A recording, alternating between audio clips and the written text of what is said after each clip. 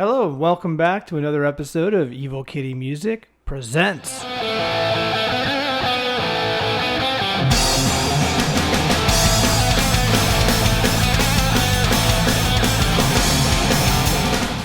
Thanks for tuning back in. It must be Friday because we have a new episode of Evil Kitty Music Presents. Great way to start your weekend, right? I think so. So today we're going to go back and revisit something we did a few episodes back, and that's collaborating using the website Kompoz. If you remember, last time we found a band called BigBarryandtheBoys and a track called Kill a Man that went a little something like this.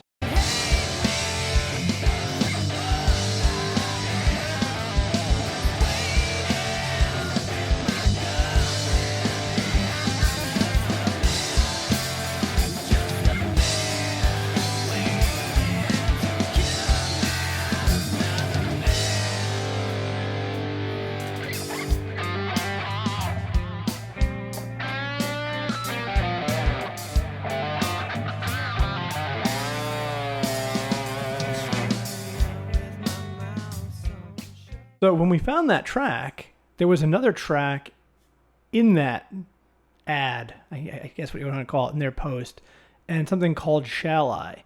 So I figured, well, why not go back and revisit Big Barry and the Boys and complete their other track? I mean, it was fun the first time. Let's do it again.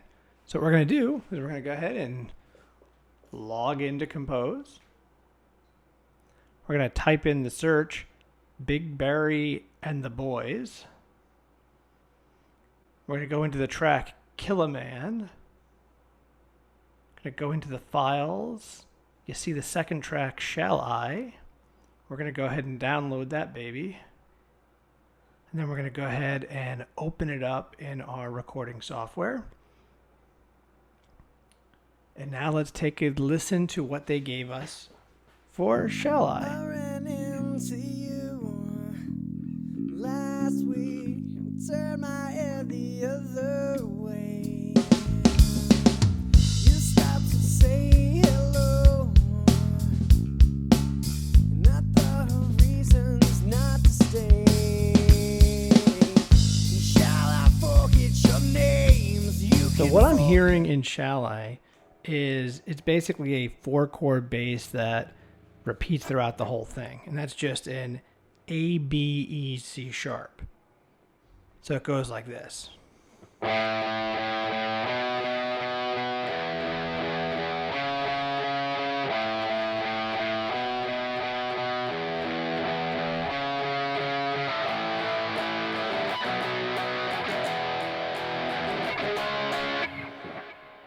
And we could play exactly that over. This is what it would sound like by just playing the root chords over what the bass is playing.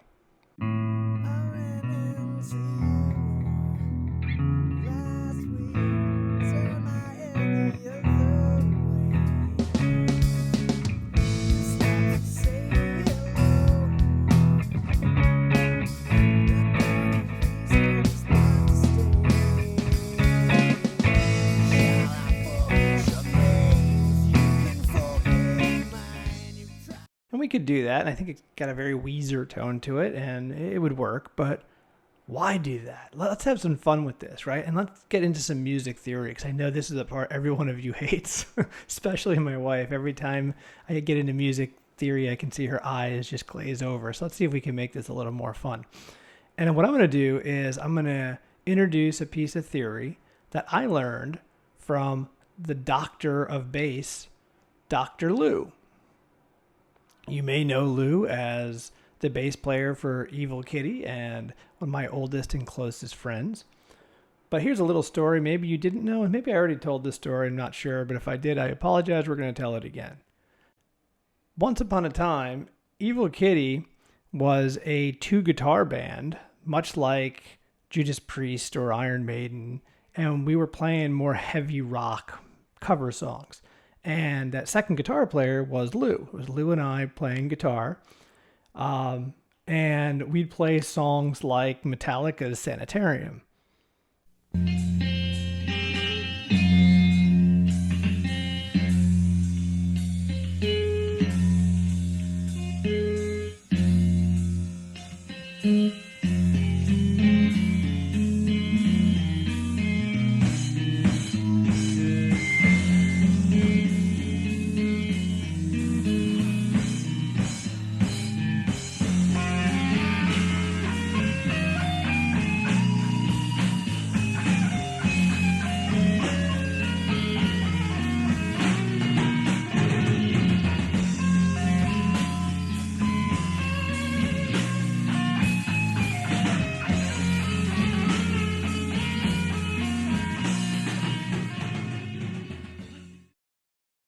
Eventually, we decided to start writing original songs, and I had a couple that I had written, like America, but most of the songs were actually older tracks written by our drummer, the amazing Randy.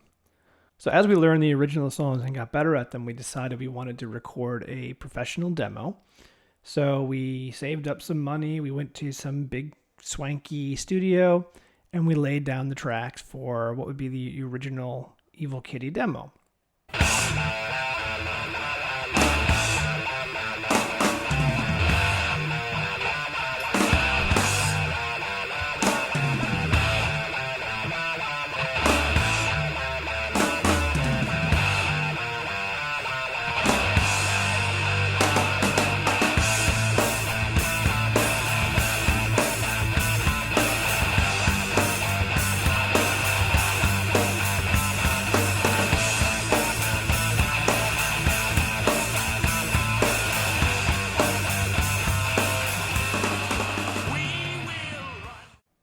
Which was much more metal than what the current Evil Kitty is.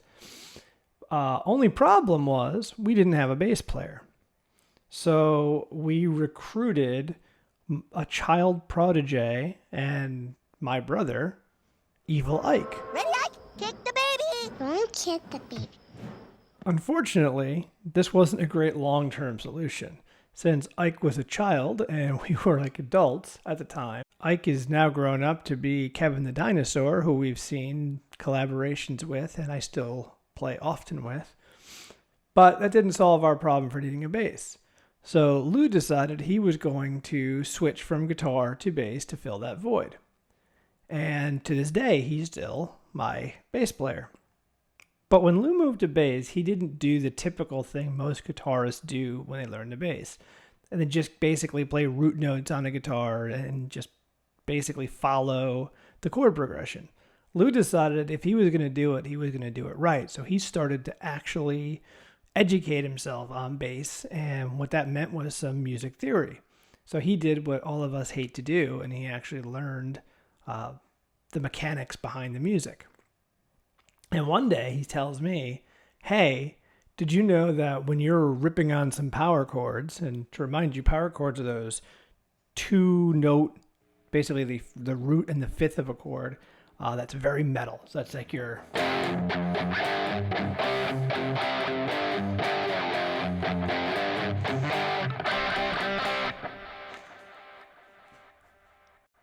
So while I'm ripping on those power chords, he's like, I have all the power. Now, of course, me being the egomaniac that I am, was like, what do you mean you have all the power? He said, well, while you're playing the first and the fifth, if I decided to not play the root, but play a third, I can now dictate the key the song is in. Because if I'm playing the true third, it would be a major chord. So you'd have your like a D. However, if I wanted to play the minor instead of that, it would now change it to a D minor. And so on. So what we're going to do is we're going to play on that theory, and we're going to take what Big Barry and the Boys did, and we're going to convert what they did. And instead of taking the bass as the root, we're going to make the bass the middle or the third and write the guitar riff around that. So again, you can see that they have the A, the B, the E, and the C sharp. So if we were going to make those thirds, what you'd actually have chord-wise is you'd have an F to a G to a C to an A. So now you're going to be playing, you get your...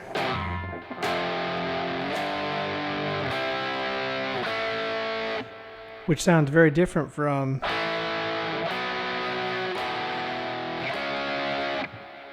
So if we take that idea and we can sit there and say, okay, so for the chorus, let's just play those power chords, just like I did. So you have the...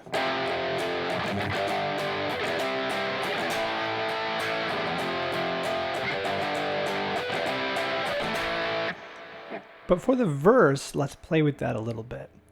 Remember I told you the movable D chord? Well, if you start a D chord on the 5th fret, you get your F. Move down to the 7th, you got your G. if you just play a single finger on your first fret of your B, you get your C. And then if you hold down the second fret of your, D, G, and B, you get your A.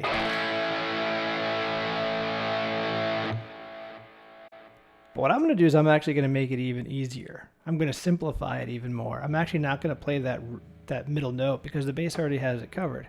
So instead of playing the entire, I'm only going to play 2 notes. I'm going to play your 5th fret on the G and your 7th fret on the D and leave the E open. I'm going to slide it down. 1 note on the C. Actually the B to make the C. And then 2 fingers on your B and G for your A. And you get like a cool pattern you can play with. You can either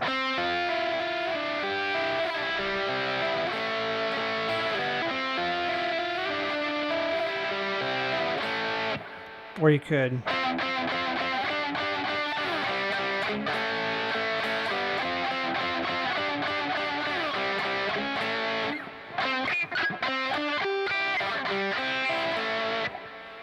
and we're going to put that into the Big Barry song and have some fun with that. And then from the verse, again, go back into the chorus, which we're just going to use the power chords.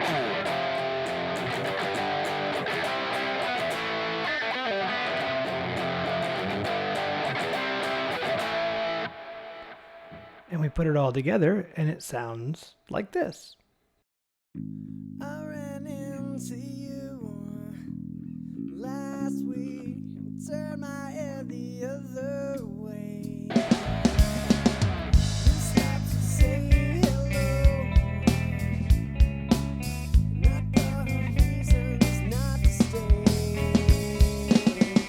Shall I forget your name if you can forget mine? You tried to call me out. That's why you're spinning now. That's why you're spinning now. That's why you're spinning now.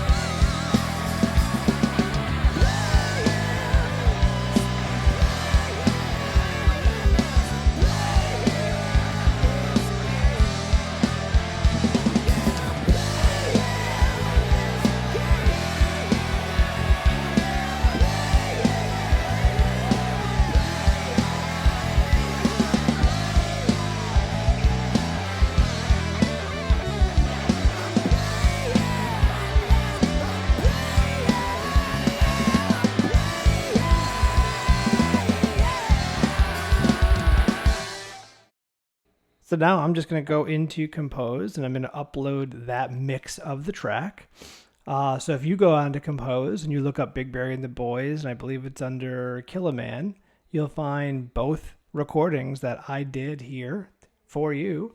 And you can download them for yourself if you want to put it on your whatever device you're using to listen to music. I can't even keep up these days. It used to be a Walkman, now it's an MP3 player, now it's just your phone, now it's streaming. So however you want to enjoy it, go ahead and download it for free and enjoy it. Please let me know what your thoughts in the comments. Did you like what I did? Did you like the song? Do you like these videos? You better like these videos. Everyone loves these videos. We all love Britney. We all love the videos. Remember, if you're a local band, go ahead and put your information below. And if you need some guitars on your songs, let me know. Don't forget to like and subscribe down below. That's how I know that you still love me. And until next Friday, rock on.